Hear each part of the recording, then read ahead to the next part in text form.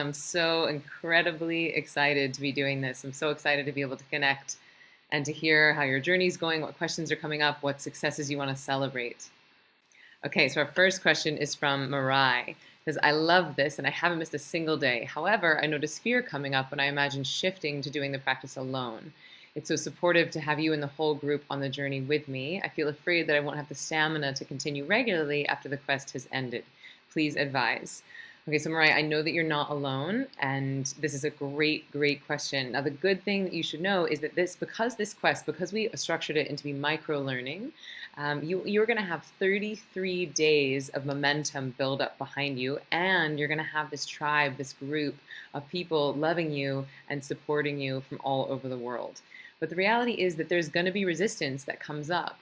I think that resistance is our fear of our success. And resistance is that stress inside of us that wants to stay alive, the piece of us that wants to stay small.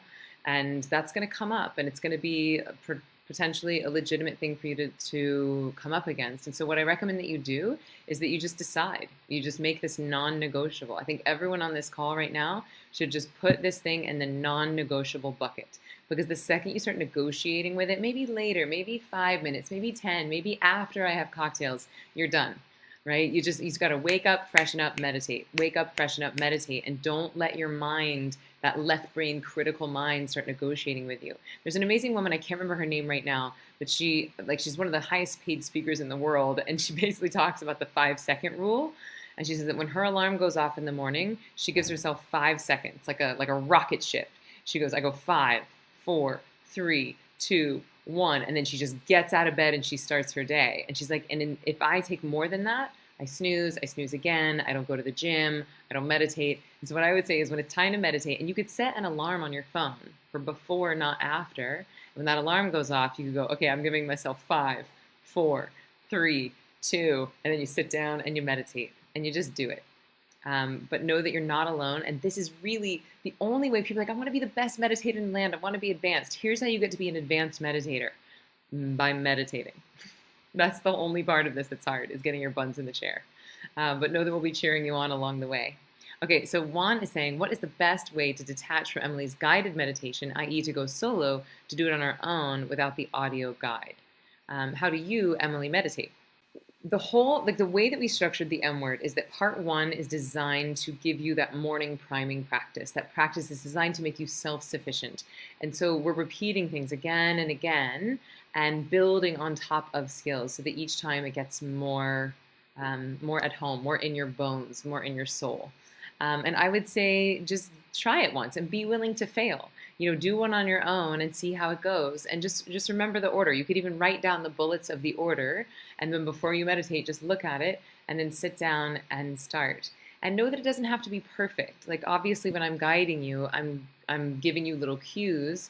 But just like if you started taking yoga at a studio with your teacher, you could certainly do some sun salutations on your own, even if someone wasn't guiding you. Would it be perfect? Would you have the exact same extension or expansion? No, but you would be getting it done, and doing some sun salutations on your own is infinitely better than none at all.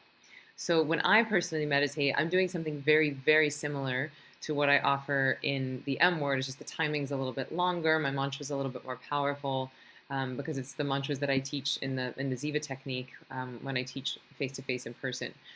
But the gratitude piece, the love bomb piece, all of that I'm just doing on my own. But thank you for that. That's great. Okay, so Jaspreet is asking, sometimes during meditation you can suddenly be disturbed by the ringing of a doorbell, phone, or message. I'm a single mom, so I can't totally switch off. This really interrupts my peaceful state of mind. How do we then get back to that deep relaxation when this happens? Okay, so there's a couple of things I want to address here, Jaspreet, and one is the idea that you should be getting deep. Now, this is so incredibly integral for you guys to take with you, because if you're still judging a deep meditation as good and a shallow meditation as bad, this is going to be a really long road, and you're going to feel like you're failing, and you're going to feel increasingly like you're failing over time. So we got to rewire this right now. We got to realize that a deep meditation is no better for you than a shallow, thought-filled meditation. And why is that? Because deep meditation is giving you rest. Shallow meditation means that your body and mind are releasing stresses in the form of thoughts. Okay? So Noise, the other thing to address here is that noise is no barrier to the M word. Noise is no barrier. Anywhere that you can think a thought, you can think about any of these techniques, and then you can do them on your own. And the reality is there's nowhere on the planet Earth that is silent. Think about that for a second. There is nowhere on the planet Earth that is silent.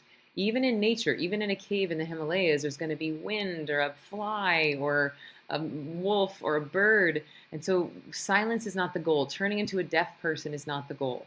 Now, the reason why you're finding it so disruptive, the reason why your heart might be racing is because when you're doing the M word, your nervous system is de-exciting and your metabolic rate is dropping. And so your mind is going to have spidey senses. You're going to have this sort of hyper alertness or hyper awareness mentally. And that's what's allowing your body to get such deep rest physically. And it is that deep physical rest that allows you to perform at the top of your game in your waking state. So basically, because the mind is on spidey sense, any sound, any horn, doorbell, that's going to really, it's going to feel jarring. But then no big deal, and you just go back to the technique after the noise happens. The way you want to think about noise is like pulling the lens of your awareness back and letting all the sounds just move through you. Don't try to block it out. And just because you're a mom, that's okay. You can meditate with your kids in the same room. You can meditate with your kids screaming next to you, and let go of this idea that you should be turning off. The only time the brain flatlines is when we're dead. Okay, good. So from Yolande, she says, I find it distracting when one nostril is plugged. What's an alternative to alleviate the distraction? All right, so you guys, this word distraction, we're going to take it, we're going to throw it out the window. I don't like this word very much because the word distraction implies that there is a goal. Yes? You can only be distracted from something if you have a goal of where you need to be. And a deep meditation is no better for you than a shallow meditation. So we're not going to try and get anywhere. We're not going to have a goal of where we need to go. So then there's nothing to be distracted by. If your nostrils plugged, then your nostrils plugged. If the doorbell rings, then the doorbell rings. If a phone goes off, then a phone goes off. There's nowhere on the planet that is silent. We're not trying to go into a cosmic abyss of black hole nothingness. So if your nostrils plugged, just let it be plugged. Yeah, nothing really to do about that. Now, if you're talking about during the balancing breath, then that's a different story. So balancing breaths, obviously, if your left nostril is plugged and then you're closing your right one, then you can't breathe at all. So if one nostril is plugged, then you could just do it on one side. Or you could simply do like a 2x breath, which is where you just inhale for 2 and exhale for 4. So we can try that together. We can just inhale for 2 and exhale for 4. You could even exhale through your mouth if that's easier. In for 2 and out for 4. We'll do one more just because it feels nice. And out for 4. So this 2x breath, as I'm sure you guys have heard me say, it's just calming down the vagus nerve, and that's a nice alternative to the balancing breath if you're having a cold or stopped up. Okay, so from Ineka, I-N-E-K-A, I have a blocked nostril, which makes balancing breathing impossible for me. I can exhale, but not inhale. Is there another way? So it's not the foundation. You don't have to be worried. This is just, the balancing breath is a way to de-excite the nervous system, and it's a way to pull the bow on the bow and arrow back to prepare the body for the rest of the technique. If that doesn't work for you, then do that 2x breath that I just showed you. In for 2, out for 4. Also really beautiful technique. So thanks for asking that. And I know that for whatever reason, I've never gotten so many questions about the balancing breath. So don't freak out about it, okay? If one nostril's plugged, just use the other nostril. If that doesn't work for you, use a different breathing technique. My personal favorite is that 2x, in for 2 and out for 4. Okay, so Jackie's asking, how long have you been a meditator and how long did it take for you to notice significant changes in your everyday life? So I've been meditating for about 10.5 years now. And for me, because what I learned originally, I took a course face-to-face, which is more similar to what I teach in the Ziva Live program.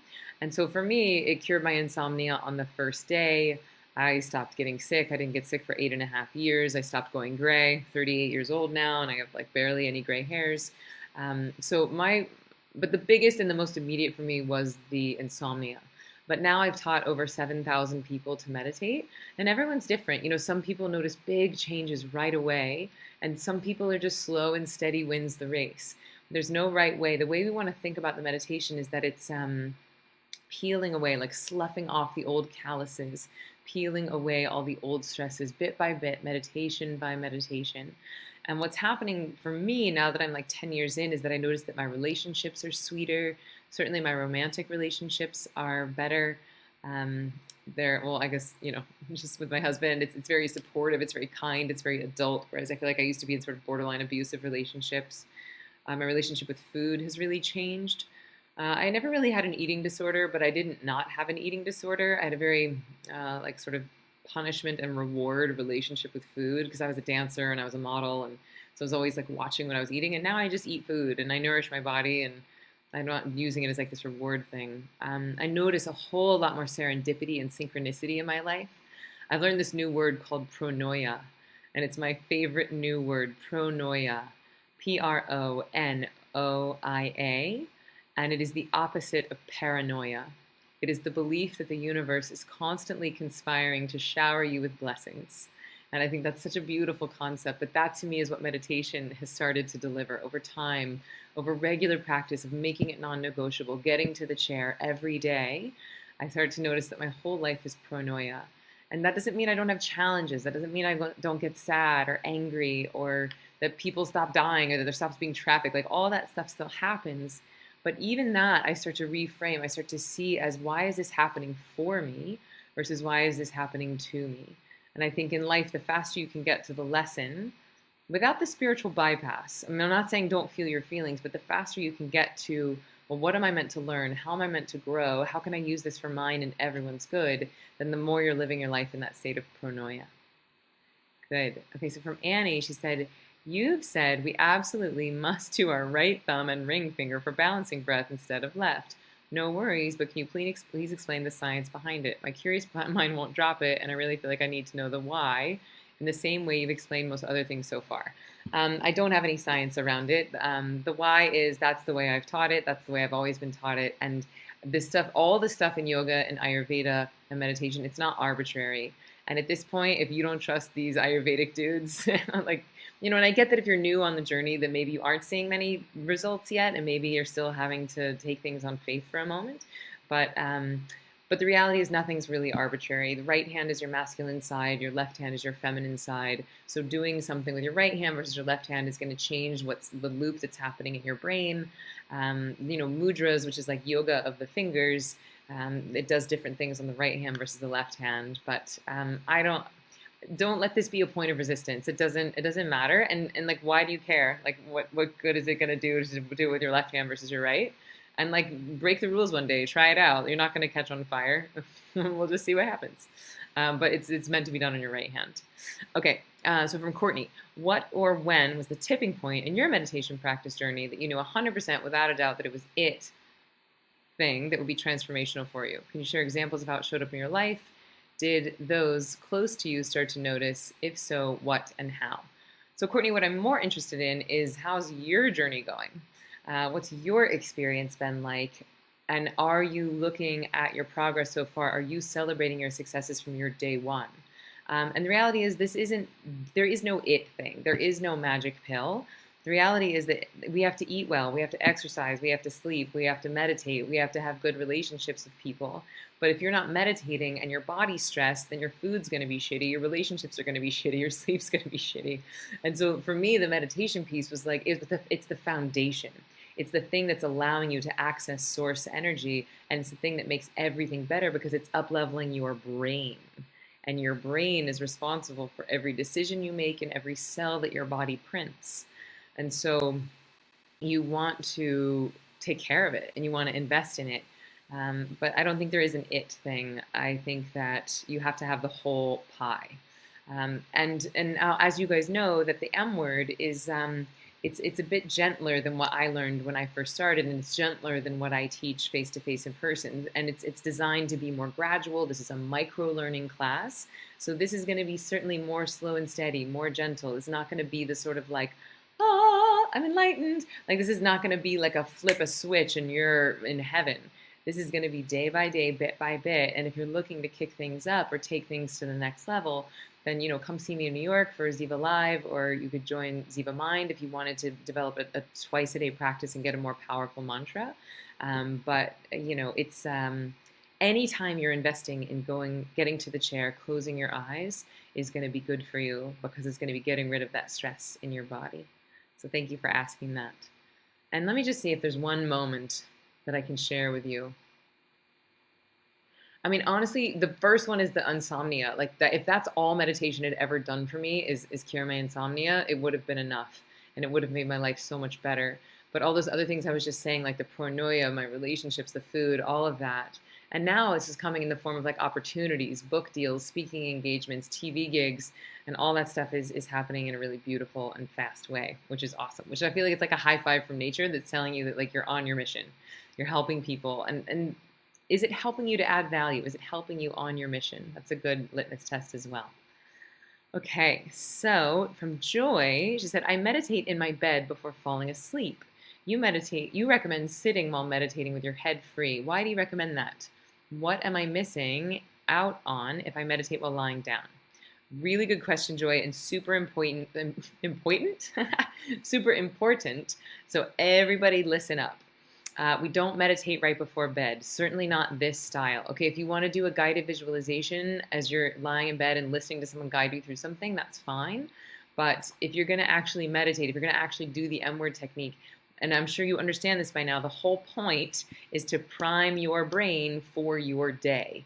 So don't be a selfish meditator and fill yourself up on bliss right before you go to bed. Much better to do the M word in the morning so that you can deliver that bliss and fulfillment and that connection to the divine, to your job, to your family, to the people that you're interacting with. And we don't meditate lying down because you're just going to fall asleep. And you don't want to train your body to use meditation as a sleep-inducing tool.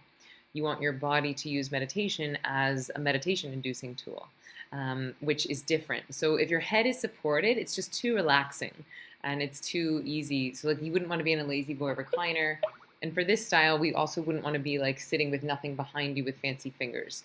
Just back supported, head free. And the cool thing about this is that you can do it on a plane, on a train, on a bus, in an office. There's no rules as to where you can or can't do this. And I think that just sitting quietly in a chair really helps with that. I'm just turning off my Skype here. 1 second. Okay, going to the next question. Okay, so Barbara is saying, I have done each day faithfully, but I don't really see any difference. My markers are more patience, kindness, and just being more present and mindful through my day. Please address this issue. Okay, so Barbara, you're like a couple weeks in, right? You're just like a few days in, and for most of us, like I was saying, like this M word, it's micro learning. So we've been doing, oftentimes we would do one technique and then the next technique and the next technique, and then we started gently stacking them. So you've only been doing like the full M word technique for a couple of days. So what we got to do is let go of like our McYogification or like our McDonald's sort of Western mindset of like, okay, I did this thing for 5, like I microwaved my food and it's hot in 30 seconds. Like this is not a quick fix. This is a journey. This is a practice.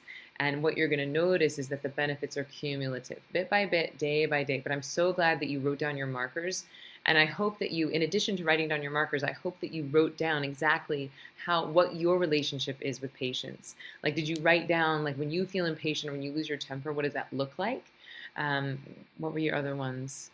Kindness. What's your relationship with kindness now? How kind are you? What does that look like for you? And where do you want to be? And being more present and mindful throughout the day, that's a great marker. And that will start to happen, but it takes time.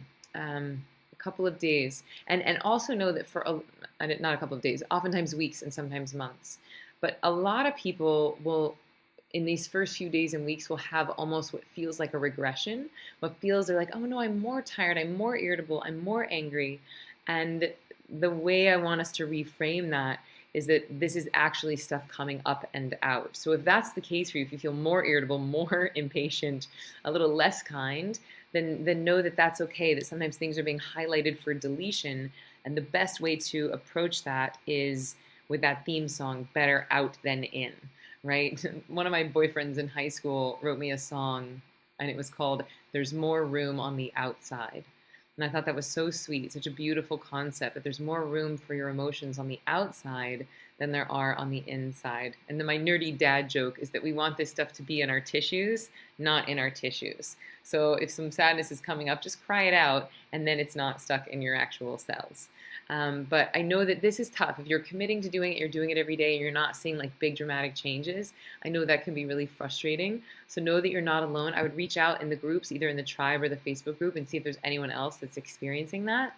And maybe you guys can be accountability buddies for each other. And I would say, if it's helpful for you, maybe read some of the scientific research around meditation, because sometimes just letting the intellect know that like this thing works, it's scientifically proven to work, then sometimes that will help your resistance to stay in the chair and give you a few more days and weeks before you give up or quit.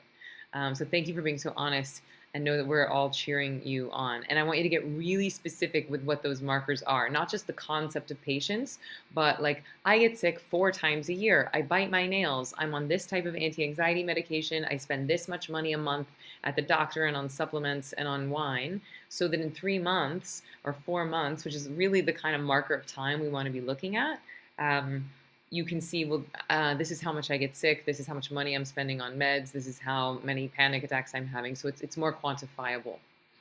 Good. Okay. Betty is saying, Emily had mentioned not doing the M word in the afternoon or night. What happens if I miss the morning and I want to meditate? That's fine. If you miss the morning session and you want to do your meditation in the afternoon is great. You could use it as a pick-me-up. I just designed the M word to where you do the M word in the morning as that priming practice, and then when we move into part 2 and you have all the guided visualizations for real life situations, then you can use that in the middle of your day. But it's no worries. If you miss the morning one, you could absolutely meditate in the afternoon. And I would recommend like in that mid-afternoon slump. Okay, so Megan is saying, I've practiced many types of meditation over the years, on and off. I've only been doing your meditation very briefly and already having results. What is it about Ziva meditation that makes it so effective? Amazing, Megan. I'm so happy to hear that. So you guys are hearing that people are having different experiences. So know that that's okay. We all are at different phases of life. We have different body types. We have different ages. And so it's okay if for some people it's happening a little slower than others. So I'm so glad that you're enjoying this. So there's a couple of things that make what I teach different than what a lot of people are calling meditation these days.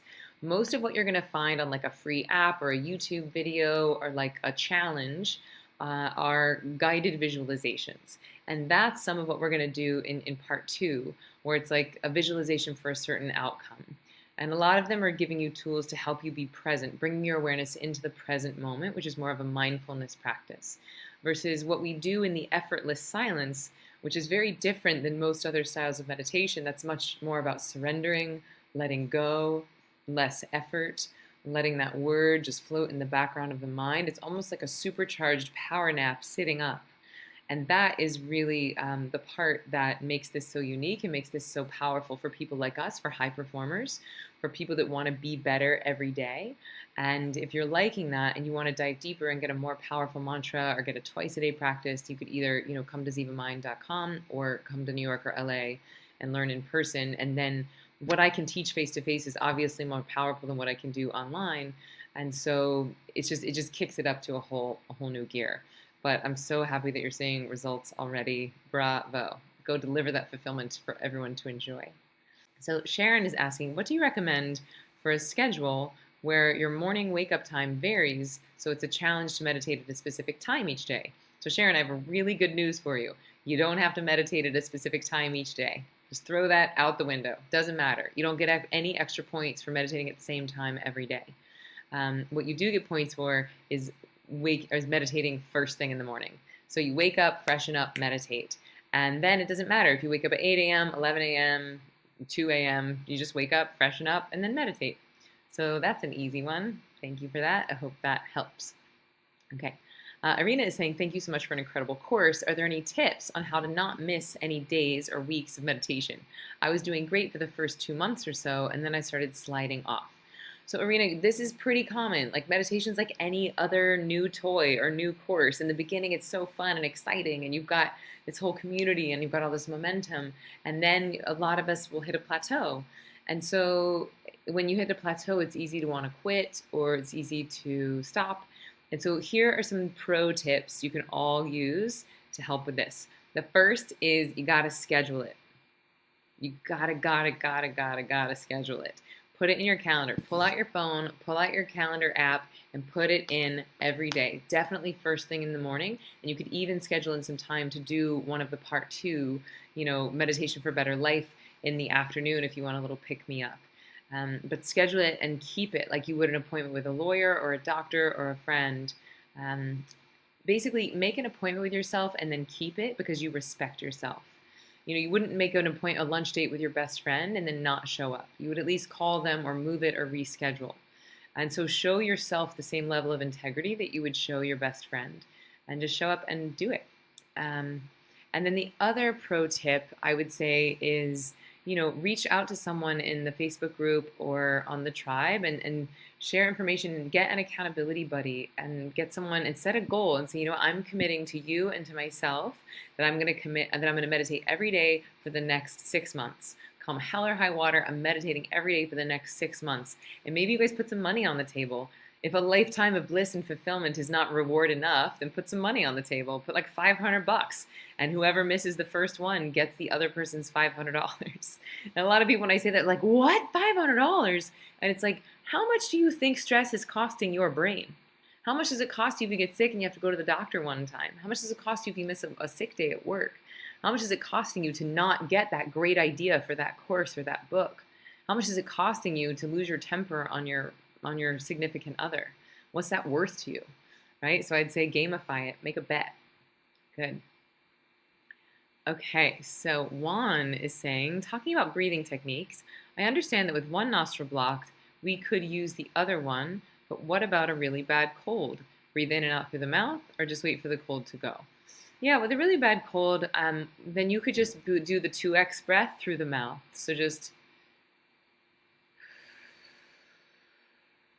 in through the mouth for 2 and out through the mouth for 4. Just keep it really simple. So don't stress out too much about the balancing breath. Like, it's good for you, it's great, but if you have a cold, all good. And you could just luxuriate. You could take a little bit more time in the effortless silence part if you have a cold, because your body's going to want a little bit more healing. Good. Okay, so Julie is saying, the M word is a daily routine now and I love it. I've been using a timer and I find it helpful. Will you please explain again why we should or should not use a timer? And if no timer, then what? Okay, so Julie, really good question. And this is a concept that I want to clarify more. And let's take our time with this, because this is so different than what all the apps are doing. Like, if you had an idea for a meditation app, what's the first thing you would do? A meditation timer. And there's like thousands of apps in the App Store for meditation timers. And me at Ziva, I'm sort of the anti-app, I'm the anti-timer. And here's why. Your body does have an internal clock. Okay, it's just that none of us are using it. None of us have taken the time to train our bodies. And I don't want you to be dependent on your phone being charged, being on Wi-Fi, having some finger symbols, some binaural beats, headphones, a candle, and incense to be able to meditate. Nope, I want you to be able to do it right here, right now. You just close your eyes and you drop in. And here's like the neuroscience behind why we don't set an alarm, okay? And this is specifically for the effortless silence part, which is what we elaborate on inside of the Ziva technique. But the inside of the effortless silence, right, you're using that word one almost like an anchor, and you're de-exciting the nervous system, and you're dropping down to your least excited state of awareness. Now, if you were to use an app or an alarm, and I don't care how dingy or harpy or gongy or chimey or gentle your app is, it's still an alarm. Okay, and this cell phone device, has no way of knowing how deep or shallow you are in your meditation. Okay, so let's say you're just on the cusp of like dropping into the bliss field, and then like bring, or like om, and there's this alarm that brings you up and out. That thing has merciless accuracy, and it has no way of knowing, like I said, how deep or shallow you are. So it will rip you up from the depths of your meditation, and it will give you something that I call the meditation bends. So the meditation bends, in scuba diving, if you come up too fast, you get the bends. Well, same thing can happen in meditation. And if you come up too fast, you get the meditation bends, which is headaches and irritability. And you can have headaches and irritability without wasting your time. So no alarms in this. So what I recommend instead is have a timepiece near you, preferably a clock or a watch. Maybe buy a little $10 Timex at the store. And if it has to be your phone, here's what I recommend. Put it on airplane mode to start, and then I'm just going to show you guys right now. There is a free thing called Clocks. Right now, I don't know if you can see this or not, but it's just called the Clocks, and it basically just turns your phone into a giant digital clock. And then you don't have to touch it, you don't have to swipe, you don't have to put in your code, there's no text messages coming up, there's no alarms, there's no dinging, binging, buzzing, or anything. It's just if you don't have any clocks in your house, this is basically serving as a clock. But I'd rather you throw this thing in a river and buy yourself a $10 Timex watch and use that to keep the time. And then know that you don't have to sweat too much. Like, don't worry too much of like, was this part 3 minutes and was this part 2 and was this one 5? Just know how much time you want to spend on the whole practice, and then let yourself sort of move innocently from piece to piece. And that'll take a little practice, but your body's going to guide you on that. I'm giving you the ideal. I'm walking you through so that you understand it and you have a visceral experience of it. And then I'd say just practice taking the training wheels off and see what happens. You can always come back to the guidance, but then try a day without me, and then come back to the guidance, try a few days without me, back to the guidance, and then pretty soon you're going to be like, look, Ma, no hands. And that'll feel really inspiring and self-sufficient. Okay, good. So Michael, what is the best position to be in for meditation? So Michael, I want you to answer this question. What have I been saying at the beginning of every video? And I say, all right, go ahead and get comfortable and just sit with your back supported and your head free. I say it on the beginning of almost every video. So if maybe you're multitasking, or if you're doing other things while you've been watching those videos, I'd say new rule, shut down all the other windows, don't do anything else, and just watch those videos. So just back supported, head free. That's ideal for what we do at the M word. Good. So Keeves is asking, how many times can I do the M word in a day? 1 time. So you could do the M word in the morning. Ideal is morning, you use it as that priming practice, and then you use one of the guided visualizations at some point in your mid-afternoon. Maximum, I'd want you to do 2.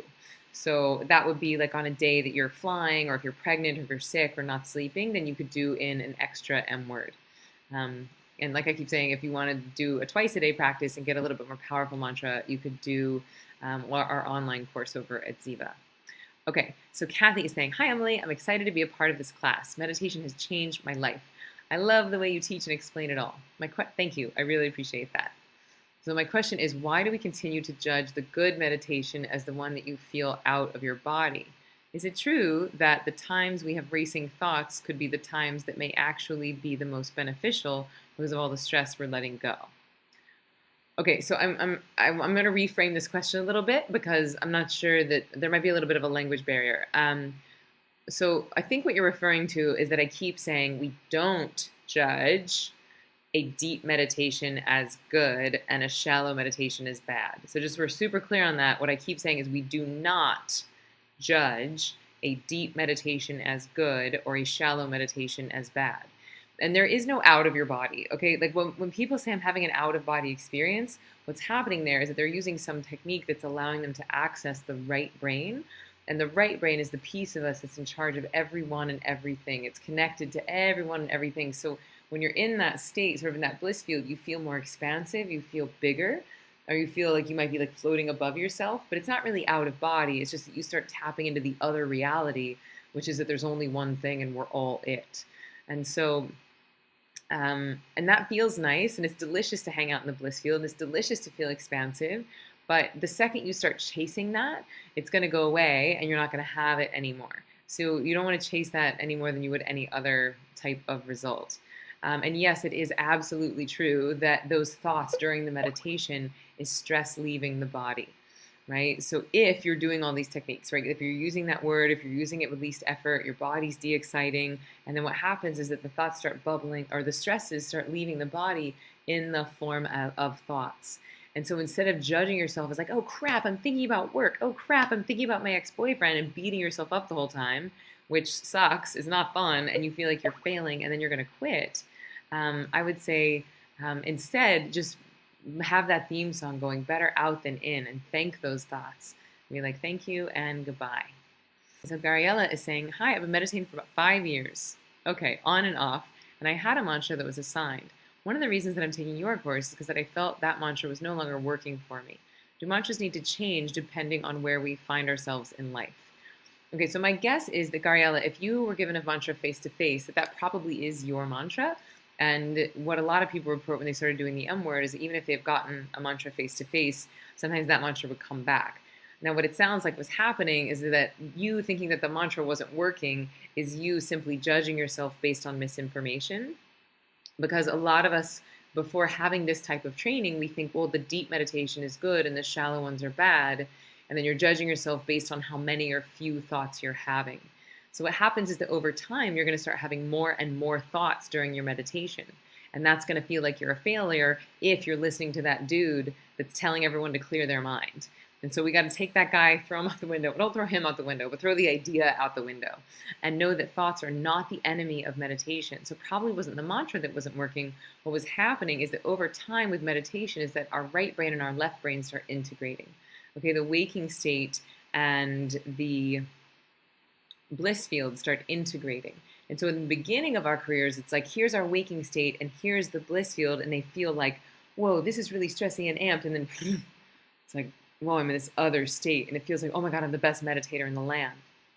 And then over time, as these states start integrating and the meditation is making us less stressed, and so then our waking state calms down and the meditations don't need to be quite as deep.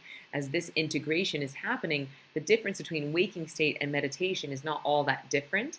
And then some people judge this as my mantra is not working. But my rebuttal to that is, why did you start meditating to begin with? Is it because you wanted to be the best meditator in the land? Is it because you wanted to have no thoughts while you're sitting in a chair? Or are you meditating because you want to get better at life, more creativity, better sex, better sleep, more patience, kindness, right? So, and that integration is the thing that allows that to happen. So what I would recommend is instead of judging how you're feeling when you're in the chair, instead start judging how are you performing at life. And so what you could do, since you've been given a mantra, is you could use that during your M word practice, if that feels good. Okay, so Valerie, what do you suggest for dealing with sensations of distress? I understand the basic idea of letting it be, letting myself experience whatever, just wondering how you look at this. So this depends on whether or not you're talking about in the meditation or in your waking state. So if it's inside of the M word practice and you start having some panic attacks or what feels like panic attacks or anxiety, then what I would recommend is just put down whatever part of the technique you're on, just put it down all together and then scan the body from the top of the head to the bottom of the feet. Just scan the body and ask, what's the most prevalent sensation happening for me? And then let it talk to you. Let it say whatever it needs to say. And then once that dissipates, scan the body again, top of the head to the bottom of the feet. What's the most prevalent sensation happening for me? And once you do that 3 or 4 times, usually the distress has passed. You're back in your body in the right now, and then you can pick back up the techniques. So that's my recommendation for that. Now, if you're in your waking state and something happens, you get caught up in traffic or someone, you just start, having a life, which, meditation is not going to take away your feelings. We're still going to be human, angry, sad, happy. All that stuff is part of life, and that's all okay. But if something overwhelming is happening, then what I would recommend is that you do come to your senses.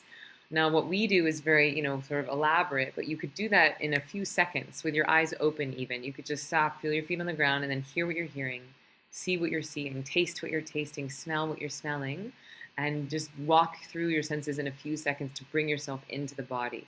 Usually our stress hangs out in the past and the future. So if we use that come to your senses technique to come into the right here, right now, that's usually a really good plan. So, Emily, can you suggest 1 or 2 good books about meditation which can complement the M word techniques? So good question. So I'm actually writing a book right now, which I'm so excited about. I have a book deal with HarperCollins, and my book comes out in January of 2019. Can you believe that? Can you believe how long that process is? So that'll be a fun one, and it'll be the exact complement to this course because it's called The M Word. And it's all meditation for performance. But if you want to dive, it depends on what you're interested in learning. There's a book I'm really crushing on right now, and it's called Power versus Force, and it's by David Hawkins, Dr. David Hawkins. And actually, if you go to Ziva, Z-I-V-A, zivameditation.com/Ziva Vault. So this would be a good resource for you guys. There's a thing called the Ziva Vault, and it is our blog basically. There's like hundreds of videos in there and different tips in there, and there's a reading list, and it's got a lot of the books that I'm crushing on as of late. So I would say check that out, and just so it's searchable as well. So if you go to the Ziva Vault, then you can just search reading list. So that'll be a great thing for you. Okay. So Magana is saying, Emily, thank you so much for the M word. If we work night shifts sometimes, is it okay to meditate when you wake up in the afternoon? Absolutely. So when you wake up in the afternoon, that's the start of your day. So then you would just meditate then. So that's totally fine. And Sharon's saying, what's the next step after we complete the 33 days? Is there a more in-depth meditation that can be learned? Yes, Sharon, there totally is. So a beautiful next step would be to join our online training over at Ziva. And you can access that through zivameditation.com. There's a button there that just says Learn to Meditate, and you can click Learn Online. And there are some differences to the program. The mantras are more powerful. It's like the effortless silence part is most of what the Ziva course is.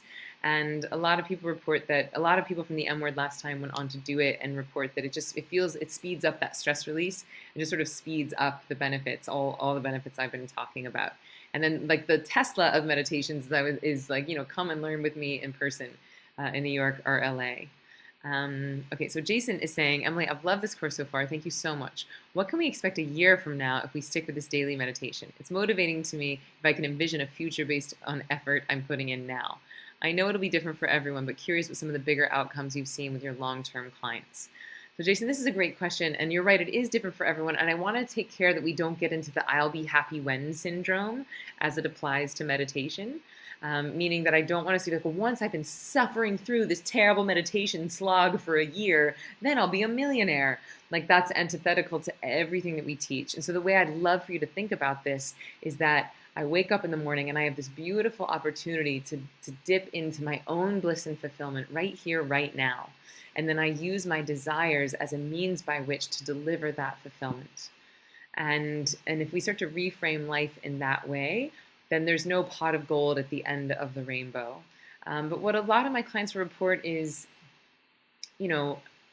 increase in that flow state, like just feeling like they're in the right place at the right time, feeling like their deserving power goes up, meaning that they become more of like an abundance mindset versus a scarcity mindset. So they're willing to negotiate higher salaries. They're willing to negotiate better relationship contracts. Because we all have spiritual contracts with everyone that we're in a relationship in or with. And I think that oftentimes if you've been accepting behavior that is less than ideal, sometimes things get highlighting for deletion, meaning that like behavior that used to be acceptable to you starts to not be acceptable anymore. And then you start calling in higher vibe people. We know that saying that you are the medium of the 5 people that you spend the most time with.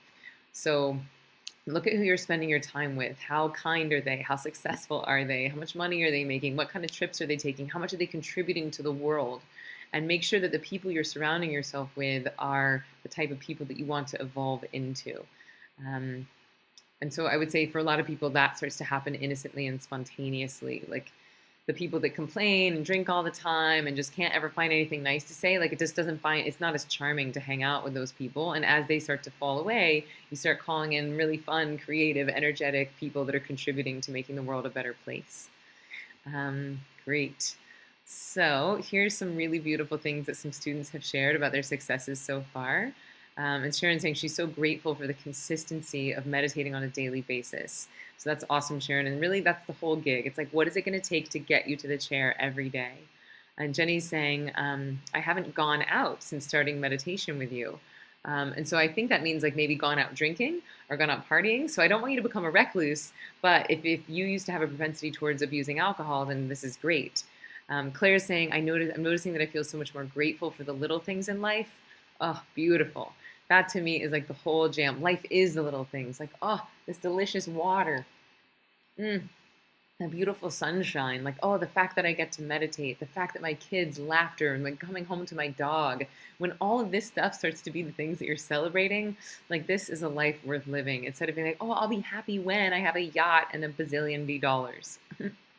Okay. David is saying, this is the best course I've taken. I'm an instructional designer, and this is the best meditation course I've taken. Well, holy moly, David. Thank you very much. I consider that high praise. Thank you. And then Leslie's saying, I've seen such a difference in how I'm feeling and handling the stress that has come up in my life. Bravo, Leslie. Thank you for sharing that, and I'm so glad. So we're going to start to wrap it up here, but I just want to say thank you so incredibly much for your time, for your attention, for your trust, and for allowing me to walk on this path with you. It is a responsibility that I don't take lightly, and I know that your time is your most valuable resource. So I really appreciate you taking the time to invest in this course, and not only for yourself, because yes, selfishly we all come to meditation to perform better, but ultimately what starts to happen is that as you start vibrating higher, as your light starts shining brighter, you can start to go and deliver that to your workplace, to your family, to your friends. And that, the ripple effect of that, I mean, think about how many thousands of people are moving through the M word, and then think about all of the thousands and maybe millions of lives that those people will touch. This to me is why we meditate, so that we can collectively up level the state of consciousness.